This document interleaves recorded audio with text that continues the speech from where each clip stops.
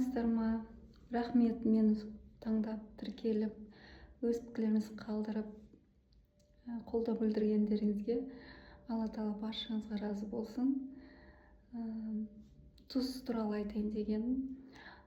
Тұзбенен үйде неше түрлі проблемалар болуы мүмкін, ұрыс-керістер көбейіп кетсе, негативті оның барлығы жиналып мұсыр сияқты жиналып қалады да, энергетикалық тұрғыда ол көзге көрінбейді, бірақтан неше түрлі проблемаларменен үй ластанып кетуі мүмкін. Сол үшін энергетикалық тұрғыда үйді тұзбен тазалаңыздар. Тек қана химикатпен ғана тазалай бермей, тұзбен тазалаңыздар. Ол бұрыннан бар, ата-бабамыздан келген тұзбен тазалану деген. Үйде қазір жастар көбісі білмеуі мүмкін, сол үшін айтатыным, үй жинағанда тұз салып ниеттенесіз. Бірінші, үйдегі барлық негативті сөздер, ойлар, проблемалардың бәрі шық, жаман заттардың барлығы шық деп жуып атқанда, немесе сыпырып атқанда тазалап, тұзбен осылай іште ниеттен өзіңізді тазалап атқан кезде, соны тазалап тұрып, іште айтып, тазалап, осылай үйді тазалайсыздар энергетикалық тұрғыда.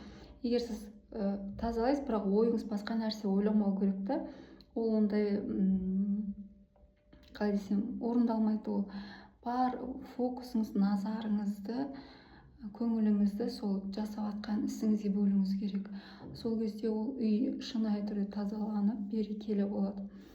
Үйді осылай энергетикалық тұрғыда тоже тазалап тұру керек үйді.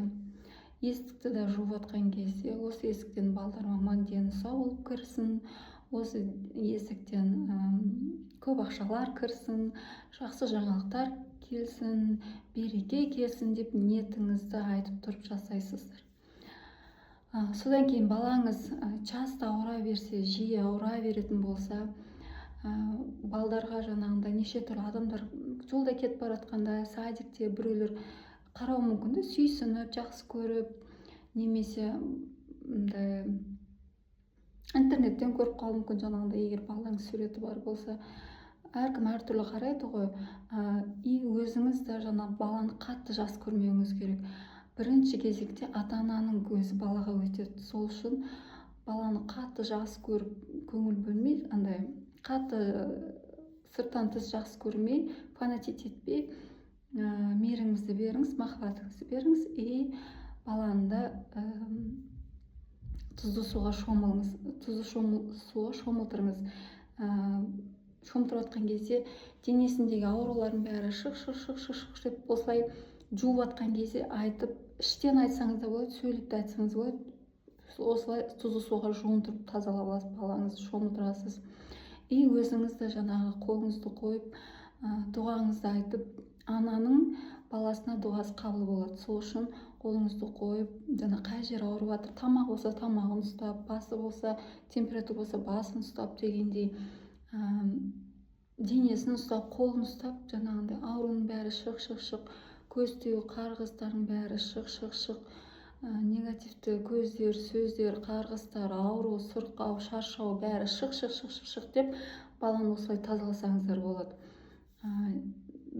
Немесе өзіңіз ғұсыл дәретіңізді алып, әуретшелеріңізді жауып, арнайы діни жағынан шипа келтіретін сүрелер бар, дұғалар бар. Соны айтып, соларды айтып, ниетіңізбенен айтып, тенің сау бол, бақытты бол, жолың ашық болсын, ғұмырың ұзақ болсын деп балаңызға осылай іште ниеттеніп дұға жасасаңыз болады. И өзіңізді, егер күнде шомылатын болсаңыздар, душқа ванна жоқ болса, онда тұзға су құйып, араластырып, и денеңізге жағып атқан кезде денемдегі аурулар, шаршау, сырқау, көз тию, қарғыс, сөз бәрі шық деп үстіп жағып, бүкіл денеңізді жағып атқан кезде осының бәрін айтасыздар. күнде емес, енді аптасына 2 рет жасасаңыздар болады. Немесе ваннаға су толтырып істесеңіз де болады. Бастапқы ниетіңіз и соған сенім. Егер сіз соған сенбей, әшейін жасау керек деген сияқты жасасаңыз, ол адам сенбеген соң ол орындалмауы мүмкін, ол көмектеспеуі мүмкін. Сол үшін барынша сену керек оған. Содан кейін барып әрекетіңізді жасайсыз, ниеттеніп, сол әрекетіңізге қарай нәтиже болады.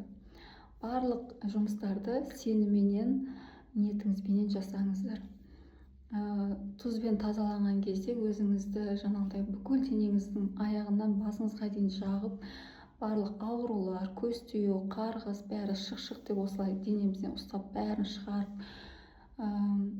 тазаланып болғаннан кейін, сосын таза сумен жуынасыз ғой. Таза сумен жуынып жатқанда су менің өміріме жаңағыдай байлықтың энергиясын құя көр, менің өміріме, менің денеме күш қуат бере көр, денсаулық бере көр, денсаулықтың энергиясын құя көр деп осылай суменен тазаланып, бірінші негативтен тазаланып болғаннан кейін барып өзіңізге ниеттеніп жақсы нәрселерді айтасыз, позитивті жақсы сөздеріңізді айтасыз. Ол сеніп, ниеттеніп айтсаңыз, жақсы сөз жарым ырыс дейді, ол орындалады деген сияқты. Өзіңізге қамқор болуыңыз керек, өзіңізге жақсы нәрсе тілеуіңіз керек. Өзіңізде өзіңіз ғана барсыз. Бұл әлемде сіз дүниені, бала-шағаны, күйеуіні өзіңізбен бірге алып кетпейсіз. Өзіңізбен өзіңіз ғана кетесіз, жалғыз өзіңіз. Сол үшін өзіңізге барынша қамқор болыңыз, өзіңізге жақсы сөздерді сөйлеңіз. Осылай тұзбен тазалану деген өткен адамдар энергетикалық тұрғыда ол көзге көрінбейді да. Кейбір адамдар жаман ниетімен қарауы мүмкін сізге, немесе жаман нәрсе қарғап жіберуі мүмкін. Көз бар, сөз бар, ол көзге көрінбейді, ол энергетикалық тұрғыда. Сол үшін барынша тұзбен тазаланып, өзіңізді да, балдарыңызды да, үйді да тұзбен тазаланыңыздар. Пайдалы болса, парақшаға тіркеліп, өзіңіздің жақындарыңызбен бөлісуге тырысыңыздар. Мен үшін өте маңызды. Өз пікірлеріңізді жазсаңыздар да болады. Барынша пайдалы ақпараттарды бөлісуге тырысамын. Тіркеліңіздер, лайк басыңыздар, пікір қалдырыңыздар, жақындарыңызбенен бөлісіңіздер.